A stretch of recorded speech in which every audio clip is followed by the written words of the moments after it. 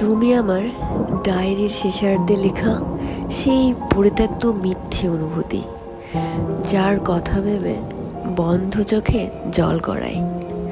যদিও মেয়ে মানুষ তার প্রিয় সব কিছু নিয়ে একটু বাড়াবাড়ি রকমের সতর্কতা অবলম্বন করে, তবুও তারা হারায়।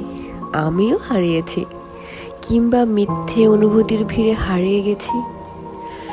একই সুর, সময়ে গাওয়া সেই গান, রাত ভোর করা কথোপকথন, মুখস্থ করে ফেলা সেই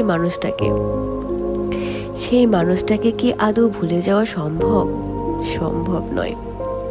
মানুষ কোনো কিছুই ভুলে যায় না, কেবল ভুলে থাকার ভান করে, কিংবা সময় নামক ক্ষত সারাবার বা ব্যথা নিরাময়ের প্রলেপ মেখে হৃদয়ের এক কোণে দাফন করে রাখে। যদিও আমরা জানি মৃত কোনো কিছু ফিরে আসে না, কিন্তু আমাদের জানার ঊর্ধ্বে গিয়ে মৃত স্মৃতির বারংবার পুনর্জন্ম হয়। আজ না হোক কাল, কিংবা দীর্ঘ সময় পর, এক আধ মিনিটের জন্য হলেও দম আটকে যাওয়া অনুভূতি দিয়ে যায়। যে স্মৃতি দাফন হয় হৃদয়ে, যে স্মৃতি বাস করে মস্তিষ্কের কোনায় কোনায়, তাকে সত্যি একেবারে ভুলে যাওয়া সম্ভব নয়। আসলে আমরা মেয়ে মানুষ একটু বেশি ইমোশনাল। মৃত হোক কিংবা জীবিত, স্মৃতি পুষতে খুব ভালোবাসি।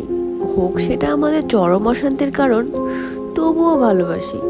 যদিও এসব অনুভূতি আজকাল খুব একটা ছোঁয় না, তবুও স্মৃতি জমে জমে গড়েছে স্মৃতির পাহাড়। সে খবর কেই বা রেখেছে?